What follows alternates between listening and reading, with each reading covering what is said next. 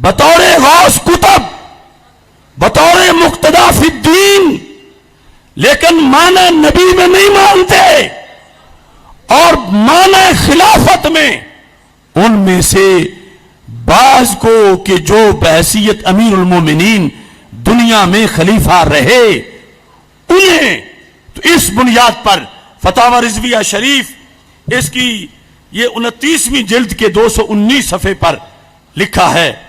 آپ فرماتے ہیں ان 12 اماموں میں یا 12 امراء سے یا 12 خلفاء سے 8 گزر گئے.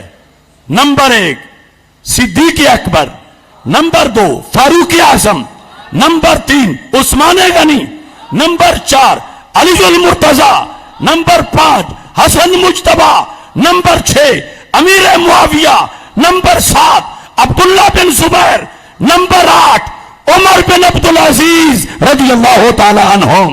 لبیک لبیک لبیک یا رسول اللہ، لبیک لبیک لبیک یا رسول اللہ، لبیک لبیک لبیک یا رسول. اور کہا ایک آخر والے بھی معین ہیں امام مہدی. تو پھر کتنے ہو گئے؟ 9 ہیں، اور 3 پیچھے، یعنی یہ جو قیامت تک زمانہ گزرے گا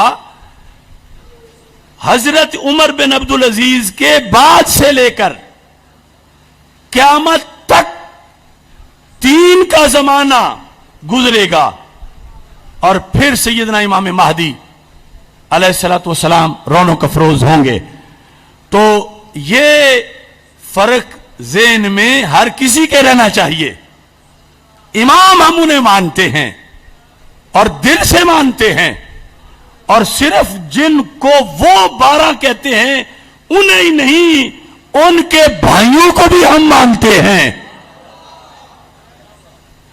مگر مانتے ان کو امام بمانا مقتدا فی الدین، امام بمانا ولی غوث کتب، اور ان میں سے کسی کو بھی امام بمانا نبی نہیں مانتے.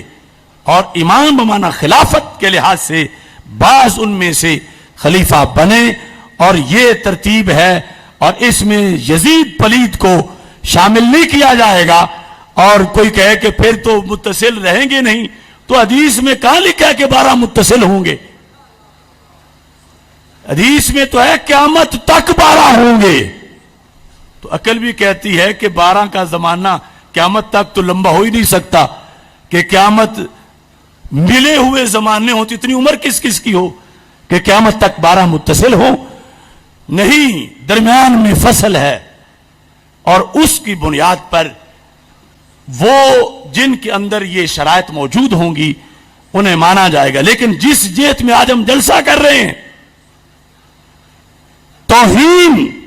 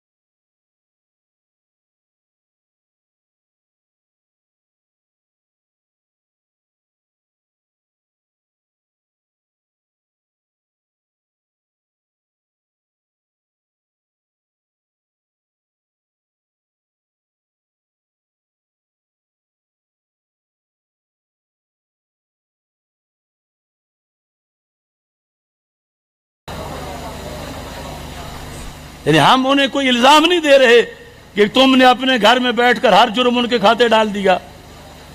تو یہ اس کتاب کا صفحہ نمبر 423 ہے. ان الامامۃ ہی منزلۃ الانبیاء وارث الاوصیاء والامام یحل حلال اللہ ویحرم حرام اللہ. یعنی جو نبی اور اللہ کا مقام ہے،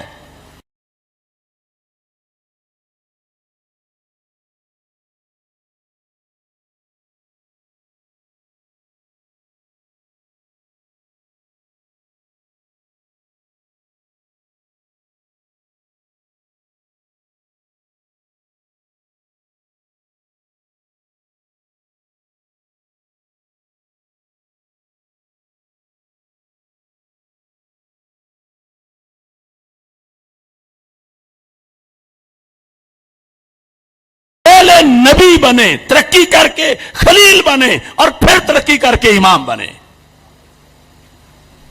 تو ان کے نزدیک تو امامت نبوت سے بھی آگے کا مقام ہے، صرف نبوت تک نہیں. اور ساتھ دوسرے مقام پر یہ جو موسوعۃ الغدیر ہے، موسوعۃ الغدیر عبد الحسین نجفی، جلد نمبر 1 صفحہ نمبر 113، یہاں لکھا ہے ایک جھوٹی حدیث گھڑ کے، جو کہ یہ فیکٹری ان کی بہت پروڈکشن رکھتی ہے. صفحہ نمبر 112 پر لکھا ہے روایت ابن عباس عن رسول اللہ صلی اللہ علیہ وسلم. کیا حدیث ہے؟ آنا و علی والحسن والحسین والتسع من ذریت الحسین معصومون مطہرون. کہ امام حسین رضی اللہ تعالی عنہ کی اولاد میں سے 9 معصوم ہیں، مطہر ہیں. اب مطہر تو ہم بھی مانتے ہیں، انما یرید اللہ لیذھب عنکم الرجس اہل البیت وَيُطَّهِرَكُمْ تَطْهِيرًا. مطہر مانے بغیر ایمان نہیں، مگر معصوم مانے تو پھر ختم نبوت پہ ایمان نہیں. اور وہ ان کو معصوم مانتے ہیں. اور اسی میں 113 صفحے پر ہے وَبِعِبَارَةٍ أُخْرَى أَنَّ الْإِمَامَ يَجِبُ أَن يَكُونَ مَعْصُومًا عَنِ الْخَطَأِ فِي كُلِّ مَرَاحِلِ حَيَاتِهِ. کہ جو امام ہوتا ہے وہ اپنی زندگی کے ہر مرحلے میں خطا سے معصوم ہوتا ہے ان کے نزدیک.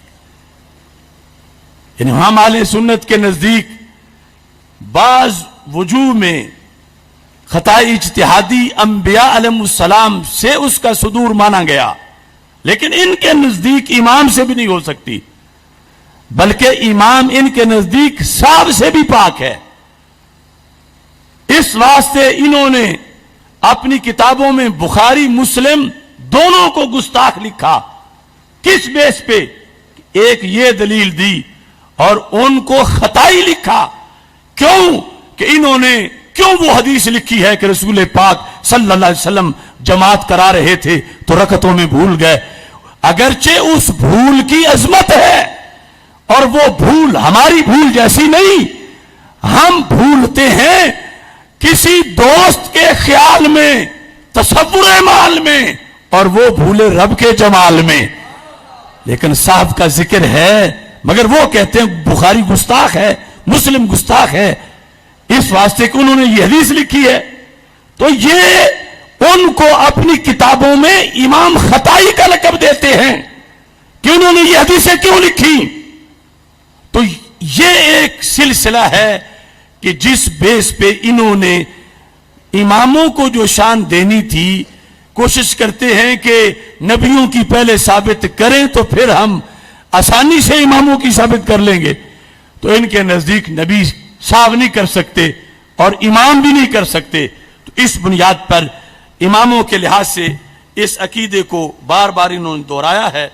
وقت تھوڑا ہے، یہاں اصول کافی سے اور ساتھ تفسیر عیاشی سے، تفسیر عیاشی، لیکن عیاشی تک ہی رہوں گا، یہ نہ کہو کہ اگر شاید تفسیر کوئی ان کی معاذ اللہ کوئی بدماشی بھی ہے. یہ عیاشی، اس کے اندر یہ صفحہ نمبر 261 ہے، جلد نمبر 2. آپ حیران رہ جائیں گے. ان کے نزدیک امام صرف نبی ہی نہیں، معاذ اللہ اللہ بھی ہے. اور یہ ان کی تفسیر ہے، اور ان کے علمی جو قائد گزرے ہیں ان کے جہنم کی طرف، ان کا یہ لکھا ہوا ہے.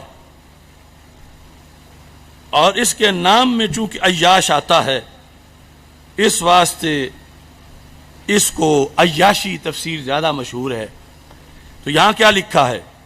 آیت وَلَا تَتَّخِذُوا إِلَٰهَيْنِ اثْنَيْنِ، آیت ہے نا یہ کہ دو خدا نہ مانو، صرف اللہ.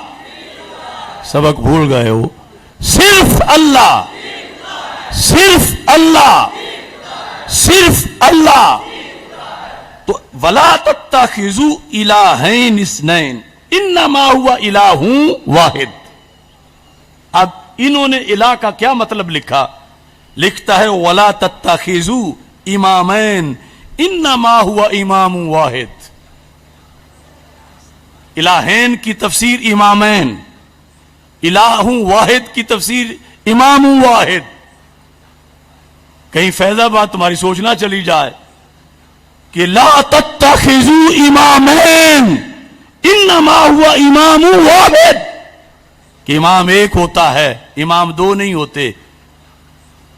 اور اس واسطے انہوں نے یہ کہا کہ ان 12 کے سوا اگر کوئی صدیق و عمر اور حضرت عثمان رضی اللہ تعالی عنہم کو امام مانتا ہے، ان کا فتویٰ ہے وہ مشرک ہے. ان 12 کے سوا اور کسی کو کوئی امام مانے تو ان کا فتویٰ ہے کہ اس کی عبادت ہی قبول نہیں ہوتی. تو تم کیسے پورے اتر سکو گے ان کے ساتھ؟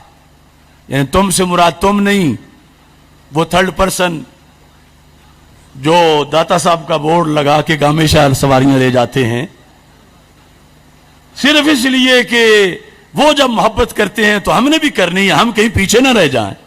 تو ان کی محبت کا انجام تو جہنم ہے، ان کی محبت کا انجام تو شرک ہے، ان کی محبت کا انجام تو کفر ہے، ان کی محبت کا انجام تو ختم نبوت کا انکار ہے. اب دیکھو یہ اصول کافی، میں کچھ چھوٹے موٹے ان کے رسالے کی بات نہیں کر رہا. اصول کافی، اس کے اندر کیا لکھا ہے؟ 421 صفحہ. من اشرک ما امام امامتہ من عند اللہ، جس نے اللہ کے بنائے ہوئے امام کے ساتھ، یہ جو 12 ہیں یہ ان کے بقول اللہ نے بنائے کہ یہ امام ان کی امامت پر وحی ہے اللہ کی طرف سے. وہ کہتے ہیں جو ان کے ساتھ کسی اور کو شریک کرے امامت میں، کون؟ من لیست امامتہ من اللہ، جس کی امامت اللہ کی طرف سے نہیں. یعنی اشارہ کر رہے ہیں حضرت صدیق اکبر رضی اللہ تعالیٰ عنہ کہ جنہیں لوگوں نے امام اپنا منتخب کر لیا بیعت کر کے، یا حضرت فاروق اعظم یا دیگر ائمہ. تو کہتے ہیں جس نے، یعنی پہلے سے مراد مولا علی، کہ وہ امام جسے اللہ نے امام بنایا، جو اس امام کے ساتھ ان اماموں کو شریک کرے جنہیں اللہ نے نہیں بنایا، تو پھر کیا ہے؟ کہتے ہیں کانا مشرکم باللہ، اس نے اللہ کے ساتھ شریک ٹھہرایا. دیکھو ان کی سوچ، شریک امام کے ساتھ ٹھہرایا، لیکن کہتے وہ مشرک باللہ بن گیا، کیونکہ امام کا درجہ اللہ کا ہے، تو اس نے اللہ کے ساتھ کوئی اور اللہ مان لیا. یہ ہے ان کا امام ماننا. امام برحق، امام عظیم، اذا امام ائمہ اہل بیت کے کروڑوں درجات، وہ غوثوں کتبوں ولیوں سے بڑے ولی، مگر وہ ہرگز نبی نہیں، نبیوں سے اوپر نہیں، وہ معصوم نہیں، وہ اللہ نہیں. اور انہیں یہ کہنا یہ توہین نہیں بلکہ دین ہے. لبیک یا رسول اللہ، لبیک لبیک لبیک یا رسول اللہ، لبیک لبیک لبیک یا رسول اللہ، لبیک لبیک لبیک یا رسول اللہ. اور ساتھ ہی اور جو وحج کے لحاظ سے، یعنی ان کے نزدیک مختصر کر دیتا ہوں کہ امام کے لیے شرط ہے کہ اس پر وحی نازل ہوتی ہو، اور جس پہ وحی نازل مانے وہ نبی ماننا پڑتا ہے. ان کے نزدیک کبھی زمین ایسے امام سے خالی نہیں ہوتی جس پر تازہ وحی نہ آتی ہو. رسول اکرم نور مجسم شفیع معظم صلی اللہ علیہ وسلم کے بعد، ظاہری حیات کے بعد قیامت تک ان لوگوں کے نزدیک زمین پر ایک امام بصورت نبی، بمنزلہ نبی یا اس سے اوپر، کہ جس پر باقاعدہ اللہ کی طرف سے وحی آتی ہے، وہ ہونا ضروری ہے. لہذا یہ جو مشترکہ الفاظ ہیں ان کی تہ تک پہنچو. اگر امام مان کے وہ کچھ مانا جو وہ مانتے ہیں تو پھر جہنم سے پہلے پہلے کوئی اڈا سٹاپ نہیں ہوگا. اللہ سب کو اپنا ایمان بچانے کی توفیق دے. اور دوسری طرف وہ ناسبیت کے گٹروں سے نکلنے والے کیڑے جو کہ ان ائمہ کو، ان کی عظمت کو، ان کی ولایت کو، ان کی رفعت کو، ان کی شان کو، ان کے درجات کو معاذ اللہ نہیں مانتے، اور میلے بدبودار لفظ گندے ان کے بارے میں بولتے ہیں، ان کے جہنمی ہونے میں بھی کوئی شک نہیں ہے. اور یہ ہے صراط مستقیم. ایک طرف وہ بغض والے کے گالیاں نکالیں، دوسری طرف وہ اندھی محبت والے کہ انہیں نبی یا اللہ مانے، اور تیسرا درمیان کا راستہ کہ وہ مانے جو قرآن نے منوایا ہے، مطہر، معظم، معطر، منور، مقدس، معزز. یہ شانیں، کرامتیں، ابھی وہ سارے حوالہ جات پڑے ہیں کہ جہاں جہاں ان کے مزارات ہیں، قبریں ہیں، زمانہ حل مشکل کشائی کے لیے، حاجت روائی کے لیے، قبر و موسیٰ کاظم تریاکم مجرب لإجابت الدعاء. شیخ عبدالحق محدث دہلوی یہ اشیاء اللمعات کے اندر ارشاد فرماتے ہیں کہ لوگوں، موسیٰ کاظم رضی اللہ تعالی عنہ کی جو قبر ہے اس کا کیا مقام ہے؟ کہتے ہیں تریاکم مجرب لإجابت الدعاء، دعائیں قبول کرنے کا مجرب نسخہ ہے کہ وہاں جا کے دعائیں مانگے تو دعائیں قبول ہوتی ہیں. لیکن یہ ایک اگلی کانفرنس کا موضوع ہے، اور پھر اس سے اگلی کانفرنس میں اس کے مزید حقائق ہم لائیں گے. اور آج جتنا سبق ہو گیا ہے میرا خیال ہے کہ اگر آپ پکائیں تو کافی ہے یا تھوڑا ہے؟ ابھی پکانا ضرور ہے. آپ یعنی خود اپنے دل کی تلاشی لے کے بتائیں کہ جو سیدنا میر علی شاہ صاحب رحمۃ اللہ علیہ اور اعلی حضرت فاضل بریلوی رحمۃ اللہ علیہ نے بتایا، اور جو اس کے خد و خال ہم نے اللہ کے فضل سے اجاگر کیے. کیا یہ تفصیلات پہلے بھی ذہن میں تھی؟ یقیناً ہوں گی. مفتی رمضان صاحب بڑے بڑے اہل علم بیٹھے ہوئے ہیں تو بہت سے لوگوں کے ہوں گی، لیکن معاشرے میں تشنگی بڑی ہے اس چیز کی. اور دوسرے جو ہیں وہ لفظ امام کی آڑ میں وہ تھوک کے لحاظ سے اہل سنت کو بٹھا بٹھا کے گام شاہ کی طرف لے جا رہے ہیں. اور پھر ان کو کچھ پرانے ڈرائیور بھی مل گئے ہیں، کچھ پرانے کنڈکٹر بھی مل گئے ہیں سنیوں سے.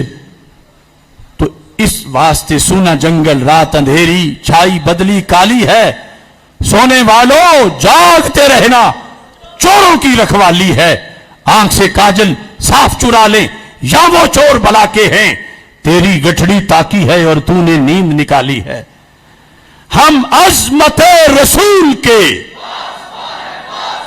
ہم عظمت اصحاب کے، ہم شان اہل بیت کے، بے خطا بے گناہ طیبہ طاہرہ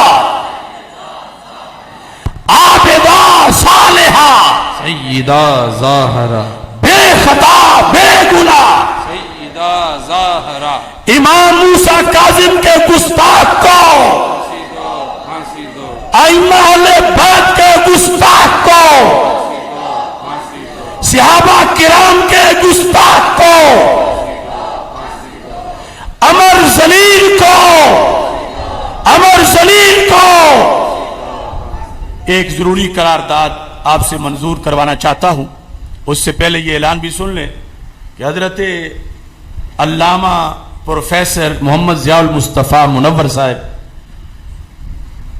یہ بڑے علمی خانوادے سے تعلق رکھتے ہیں. مولانا عزیز الدین کوکب جو پنڈی کے ایک معروف خطیب ہیں وہ آپ کے بھائی ہیں اور ان کی عقائد اسلامیہ کے لیے بہت خدمات ہیں اور اسی وجہ سے مرکزی جماعت اہل سنت کا انہوں نے پلیٹ فارم منتخب کیا اور اب موجودہ جو حالات بنے اس کو چھوڑا. تو ہم تحریک صراط مستقیم آزاد کشمیر کے ناظم اعلیٰ کے طور پر انہیں منتخب کرتے ہیں. سارے دعا کرو کہ اللہ ان کو کشمیر کی وادیوں میں ہر طرف عشق رسول صلی اللہ علیہ وسلم کے پھریرے لہرانے کی توفیق عطا فرمائے. میں ان کو اپنی طرف سے ہدیہ تبریک بھی پیش کرتا ہوں اور ہمارے جو پہلے قائدین ہیں تحریک صراط مستقیم کے آزاد کشمیر میں ان سے بھی کہوں گا کہ ان کے ساتھ مل کر قرآن و سنت کا پیغام غلبہ اسلام کے لیے وہاں منظم طریقے سے پہنچایا جائے. اور قرارداد جو ہے وہ میں یہ پیش کرنا چاہتا ہوں کہ ہماری پارلیمنٹ کے اندر ایک بل پاس ہوا ہے ڈومیسٹک وائلنس، گھریلو تشدد کے نام پر. یہ جب بھی کوئی ایسا بیان دیتے ہیں جس کو لوگ سمجھتے ہیں کہ شاید یہ تو بڑا اسلامی بیان دیا، تو وہ اس وقت کوئی گھپلا کر چکے ہوتے ہیں اور پھر لوگوں کو ذرا مطمئن کرنے کے لیے ریاست مدینہ کا نام لے لیتے ہیں.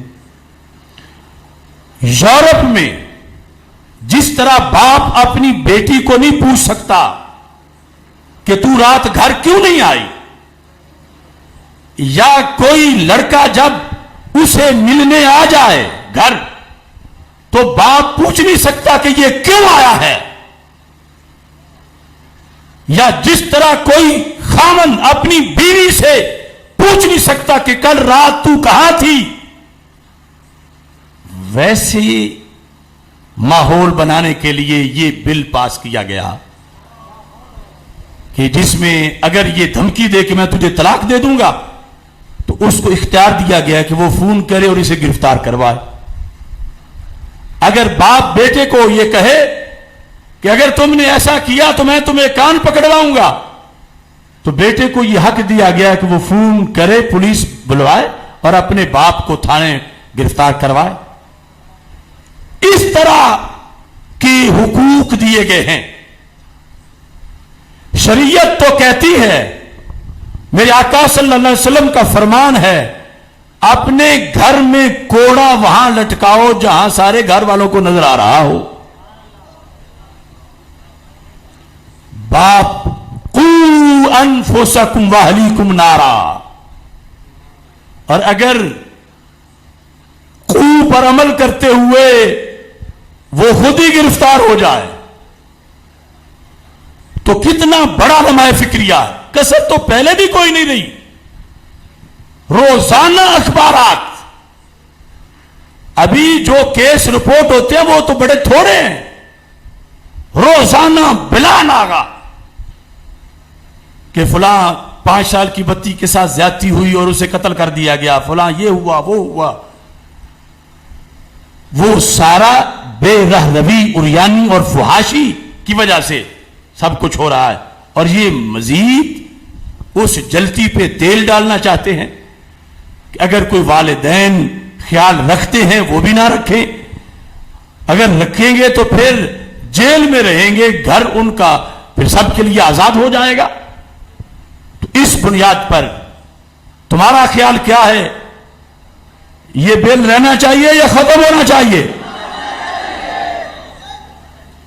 तो आपने नामंजूर कहकर हुकूमत से मुतालबा करना है। घरेलू तशद्दुद का बिल नामंजूर, घरेलू तशद्दुद का बिल नामंजूर, घरेलू तशद्दुद का बिल घरेलू तशद्दुद का बिल नामंजूर, नामंजूर। और तमाम खुतबा से, उलमा से दरखास्त है कि ईद के मौका पर भी खुतबात में, जुमा के खुतबात में वैसे भी ये आवाज बुलंद करें, ताकि क़यामत के दिन आवाज बुलंद करने के लिहाज से तो हाजिरी लगी हुई हो। और हमारा नजरियाती कौंसल से ये मुतालबा है कि उनके सुपुर्द ये बिल किया गया है, तो वो जरा आंखें खोल के इस बिल के सुकम बयान करें। सिर्फ अपनी तनख्वाहों को ना देखें या अपनी मेंबरशिप को ना देखें कि अगर खिलाफ बोले तो फिर तो रुकनीयत भी जाएगी। वो दीन को पेश नजर रखें कि ये बहुत बड़ा हमला है दीन इस्लाम पर, और ये मेरा जिस्म मेरी मर्जी की दूसरी शक्ल है। ये उरियानी फुहाशी का एक बहुत गंदा तूफान है।